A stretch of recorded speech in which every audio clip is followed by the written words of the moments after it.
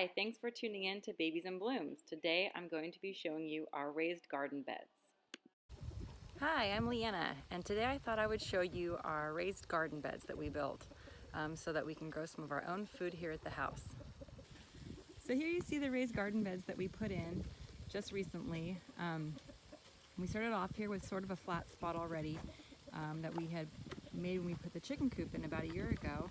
And we ended up just kind of scraping it with a tractor real quick and leveling off a little bit more so that we could put these raised garden beds here.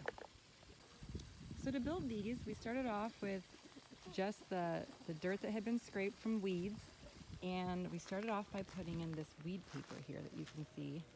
It's a weed barrier. It comes in a big roll. I think it's a 6-foot by 100-foot roll. It's about $100 for a roll, but it goes pretty far. And then on top of the weed barrier, we put the gopher wire. We have a lot of gophers here that cause us a lot of problems. So this helps keep them out of the garden and keep them from digging up the dirt, making holes, and causing destruction in general. So after we put down the gopher paper, then we built these boxes on top of that. So to build these raised garden beds, we started off by purchasing some 2x12 by 20-foot boards. We just used plain Doug fir. We didn't purchase cedar or redwood.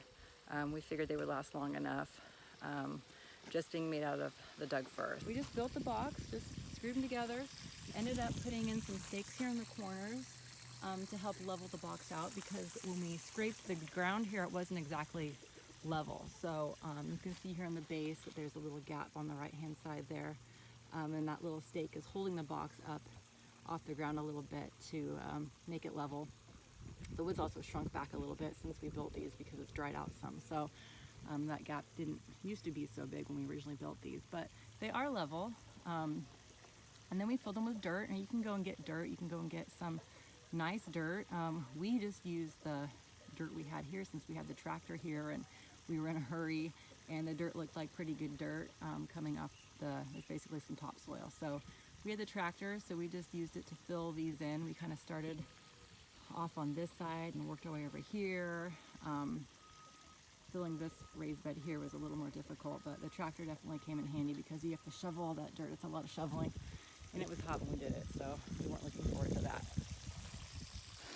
And that's really it. They're pretty simple to build. We put in a drip system. You can see here I have it going right now. The hose hooks into the drip right here, and I ended up getting some of this Sofer hose. This brown Sofer hose is what I'm using, and I'll show you how it hooks in. I made a mistake here and hooked it into my regular drip hose with a coupling, not realizing there's a special coupling for this drip hose to go into this coupling here, or actually to attach to the regular drip. So I didn't know that, and I ended up getting those special pieces, those little special couplings. But it was hard for me to pull this hose out of the coupling, so I just didn't bother. I thought, well, it's just a little extra water for the garden. So I'm leaving it for now. I'll probably eventually replace those. One note for you is to, if you can remember to do this, put your drip in before you put your gravel in.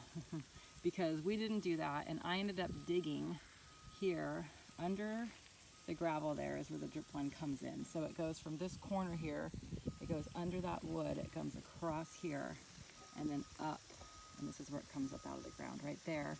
And I put in a little 90-degree elbow to help it make the corner into the bed. And then the drip line runs along the base there, and then under the walkway there to the next garden bed. And that way you're just avoiding looking at any unsightly hoses, and it kind of makes it look a little neater. If you don't mind the hose going around or having to look at it, that's fine. Or you can even water these by hand. I've been doing that for a while too, and sometimes I still water by hand depending upon how much time I have. I worry about soaking it as well as it needs to be soaked, I guess, if not for the drip. So you see behind me here I have these nice, Gene. So you see behind me here I have these nice big arches. These are made out of cattle panels that we got at Tractor Supply, and they're 4 feet by 16 foot wide, and they're about $26. And we didn't have to cut them. We figured out, like I said, exactly how far apart to put those garden beds that we wouldn't have to cut the panels and make it a nice tall arch for us. And all you do is get a couple T-stakes and drive them into the ground, and then wire that panel to it. It only takes 1 T-stake per side, so they're in there pretty good. And the plan is to get those vines and tomatoes and things to grow up over them, so it should be real pretty when it's all done. And if you want to look more at that, check out Roots and Refuge on YouTube, and she's got a lot of videos on that, and that's kind of where we got the idea, and we watched her video probably 20 times.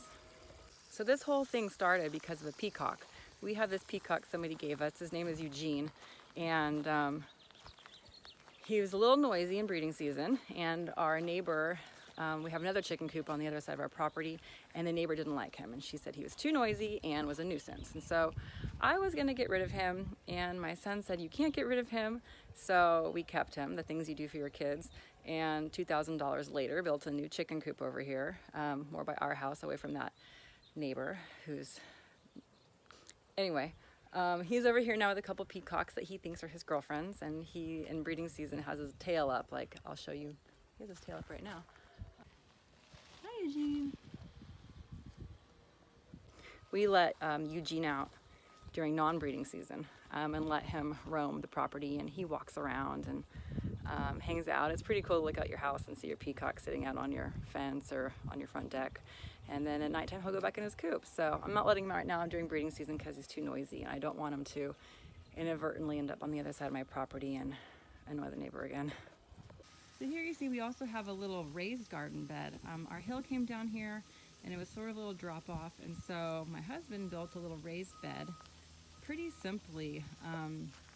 He put a couple stakes in the ground there and some wood on the backside to kind of help tie it all in together so it wouldn't fall forward ever. And the dirt's on top of those pieces of wood that you can't see that are kind of holding it all in place. So there's no fear that it'll ever fall forward, and it's in there pretty good. And we really just use the existing hillside there. It's just that we cut into it a tiny bit more. But it's nice to have a little raised bed also. And I'm growing some pumpkins here, as you can see, to let it kind of grow back on the hillside there and help keep the weeds down, because that's an ongoing problem here.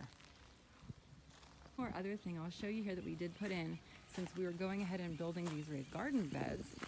I have a little empty one right here. I'm putting in some flowers there, and a sandbox.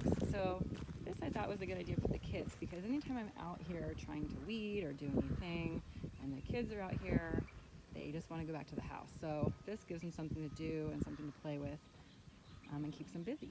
So we're not 100% done out here. We did put the gravel walkways in, but we still have to finish those walkways and continue it down to our house. So I'll show you how that goes behind me there. You can see there's you can kind of see the walkway there that's not finished. And we're gonna put some stairs in to help us get up the hill, because it's a little hard to do, especially in the wintertime when it's a little slippery. So maybe that'll be another project. I'll show you guys how we do that. We're gonna use some leftover stone we had to build some sides to the stairs, and then fill them up with gravel. And each step has its own, the step is actually made up of a big beam that we had found out here and salvaged and cut up. So I'll keep you guys updated on that. So once you've built some garden beds, you can start growing things right away, and harvesting is actually pretty quick. I've grown some, the radishes grow really fast. We've already been eating radishes for a while now.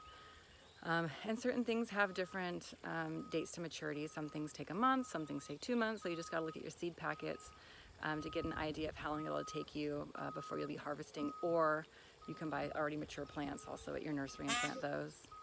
So if you have a smaller space, you don't necessarily have to build garden beds this big. Originally up here, I was just going to put in some wine barrels or use some old wood that we had and just build a couple little rickety boxes in the dirt. And my husband said, no, you can't do that.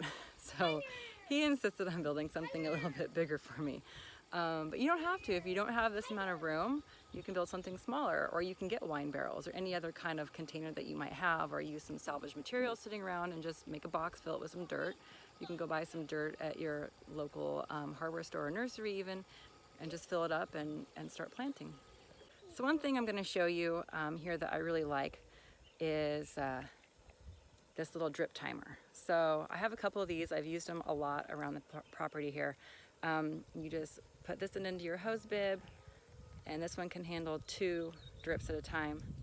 And it's a timer. You can set each side differently, so the 2 drips can be set for different days of the week and different lengths of watering time.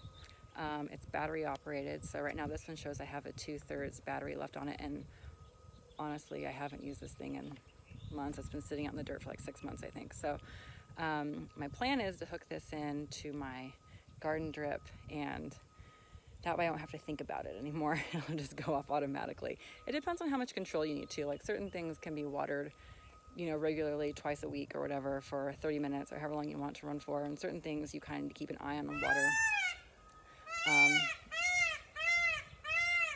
Eugene. I don't know why that neighbor didn't like him. Anyway, you just plug this in and it's great. You don't have to worry about it anymore. The one thing you do have to do though is leave your hose bib that connects into this on all the time. And so my hose bibs all leak because they're all old, and that really frustrates me. So I don't like to leave them on because it wastes water. Some of them don't leak that bad. If they don't leak that bad, I'll leave them on. But when we were out of town for a couple weeks on vacation, I did leave it on because I didn't want to worry about my plants dying. And they didn't die, they all lived. But I don't like to leave it on just because I feel like it's wasteful. And maybe someday we'll replace those bibs. I don't know. That's another project. That's a big project. Something I got to get my husband to do. Say hi, Coco. Hi, Coco. No, you're Coco. Say hi. Hi. Do you like playing in the garden? Yeah. Yeah. Do you like your sandbox? Yeah. Yeah. What do you build?